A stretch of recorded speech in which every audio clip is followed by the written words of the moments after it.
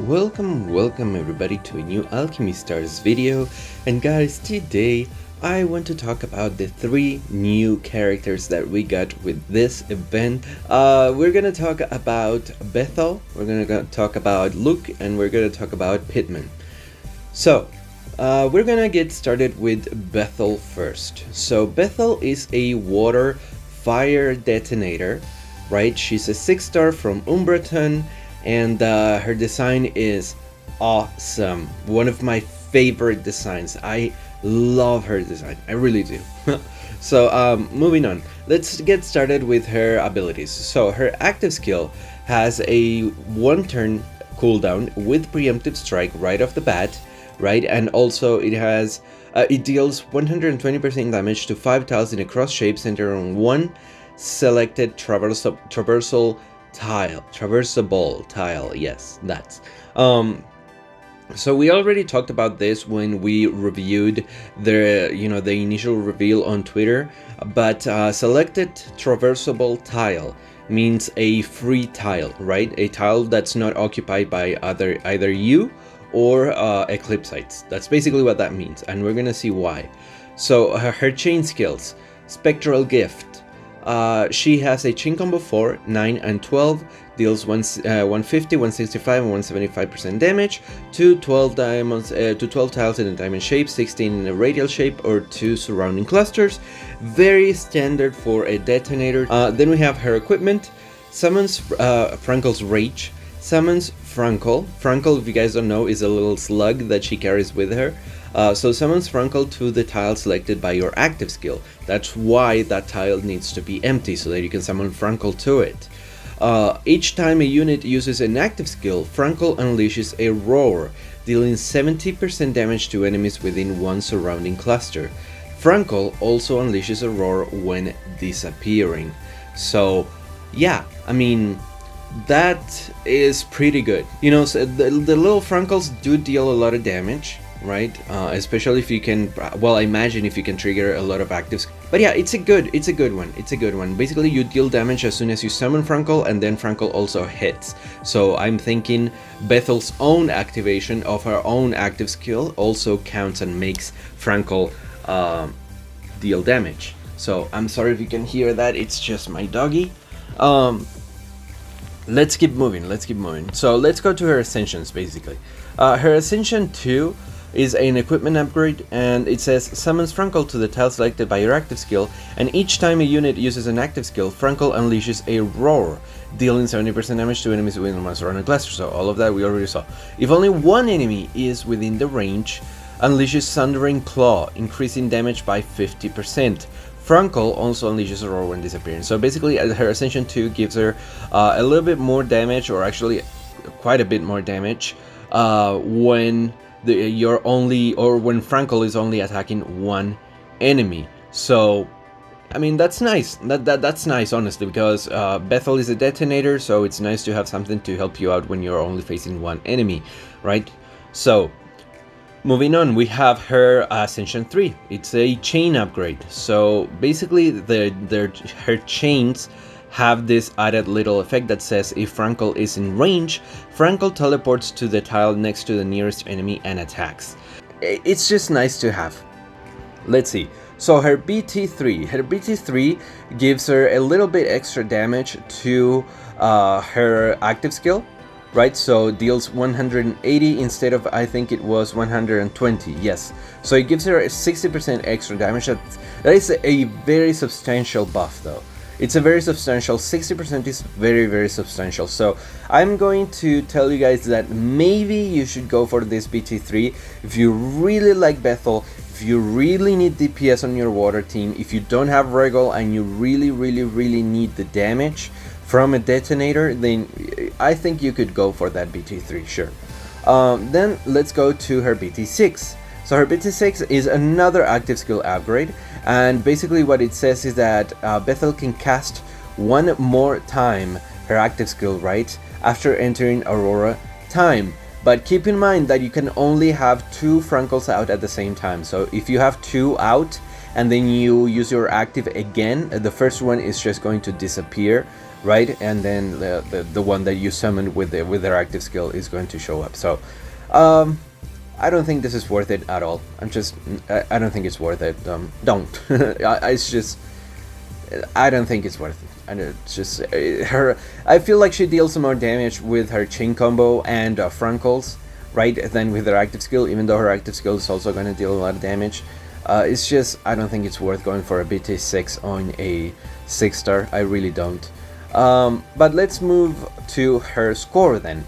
So, like I said, Bethel was a little bit less than when I thought she was going to be. I really thought that her Frankles were going to have their own chain combo, in the sense that they would hit all like within their entire surrounding cluster. So that was a little disappointing. Also, the fact that her active skill happens in a cross shape was also kind of a letdown, because, you know, for a detonator you want to be good at dealing with multiple tile bosses, and that active skill is just not going to do anything against multiple tile bosses, right? Or at least it's not going to do anything extra, right? Anything that a single tile boss isn't going to, you know, isn't going to be suffering too.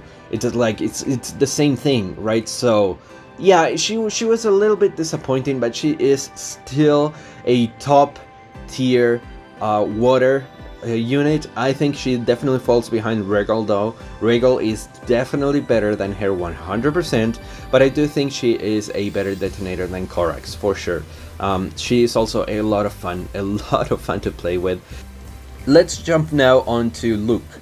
So Luke is a Thunder Forest sniper, right? And he is also a 6-star from Umbreton, and yeah, his design is awesome. I love his A3 art. He looks so cool. I freaking love that thing. I can't even tell what it is, but it just, I don't know, it still looks awesome.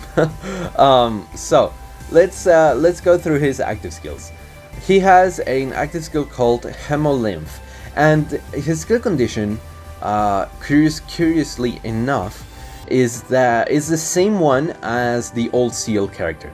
It's exactly the same one as the Old Seal character. So basically you gain 3 science at the start of each round, and you can store up to 9, right? And your active skill basically consumes all your science to deal damage to one enemy.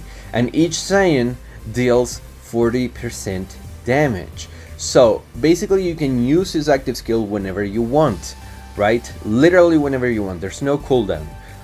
But you can only use it once per turn. Yeah, this character rewards you for being patient, not spamming his ability every single turn. You need to just wait, just be patient, wait at least one turn, right? Because his damage is going to spike the hell up if you're patient. Like I said, this character really rewards you for being patient. But let's go through his active skills. So his chain skills, I'm sorry. So his chain skill is Chrysalis, and he has a chain combo 3, 8, and 13. It deals 150% damage, 160 and 165% damage to 2 enemies, 3 enemies, and 4 enemies respectively. And all 3 of them are within 3 surrounding clusters, which is very nice. Again, pretty by the book. This is very by the book for a sniper, so very nice. And then when a target takes damage more than once, the damage from the second time forth is halved. Because the thing with this chain skill is that you do deal damage a few times to a few enemies, right? But it's completely random which enemies you hit and how many times you hit them, right? It's random. So it says deal 155% damage to 2 times, assigned randomly to enemies within 3 surrounding clusters of this unit, right? So it's just, who you hit with your chain combo is assigned randomly, and however many times you hit them. But if you hit the same one multiple times, the damage from the second time forth is halved. So I feel like this was completely unnecessary, honestly. This RNG on his active skill, I feel like it was completely unnecessary. It's a really big drawback for me, at least. For me personally, it's a really big drawback because you can't really control which enemies you are hitting, which enemies have the most the most parasitic marks, which is part of his equipment. We'll go into that in a second. It's just, it really takes a lot of control away from you, which I really don't enjoy. But yeah, let's move on to his equipment. So his equipment is Shackled Soul. Active skills and chain combos inflict 1 stack of parasitic mark each time they deal damage. Parasitic mark stacks up to 9 times. Each time an enemy moves 1 tile, each stack of parasitic mark deals 6% damage. Right? So this is nice. This is very nice to have, but again, like I said, it's gonna be hard to actually control which enemies even have their parasitic marks, right, when your chain combo is completely random. So yeah, again, that's a big drawback for me. So his Ascension 2 is an equipment upgrade, and it says, Luke's normal attacks and chain combos deal 30% increased damage to the enemy afflicted with the highest number of parasitic mark stacks. So again, we go back to my point. It's really hard to control which enemy has the most parasitic mark stacks, right? I guess you can kind of sort of control it with his active skill, right? But in that case, the game, like, he's kind of forcing you to use your active skill if you want to, you know, increase your damage on a certain enemy. So let's go through his Ascension 3. His Ascension 3 basically adds this line that says, this damage increases to 9% for the enemy with the highest number of stacks on the battlefield. By this damage, it means the damage that the enemy takes when they move. So same thing. I'm not gonna repeat myself. Same thing. You guys understand by now. So his BT3 is an active skill upgrade, and basically what it does it's that it gives Luke's Science 10% extra damage, which doesn't sound like a huge deal, but it is. It really is. It's a big buff. It's a big buff.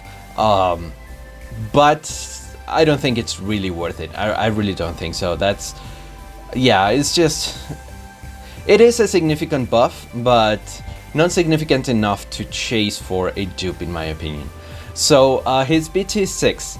His BT6 is another active skill upgrade, and basically what it does is that you can also gain more science, right? You can store up to 12 science instead of 9, but you also gain 2 science at the start of each wave on top of the 3 that you get each round. So again, definitely not worth it. You know, you gain 2 at the start of each wave. That's nice, but it's kind of like Ram's and Revi's abilities, right? Like, what event that's not specific, like that's not Doomfire Strike, in what event are you ever actually going to make full use of that, right? Being able to store up to 12 is nice, but you know, that means that you need to go, what, 4 turns without using your active skill, and that's just like, why, right? Like, I guess to deal a big burst of damage, but like, I don't think so. So definitely his BT6, I don't think it's worth whatsoever.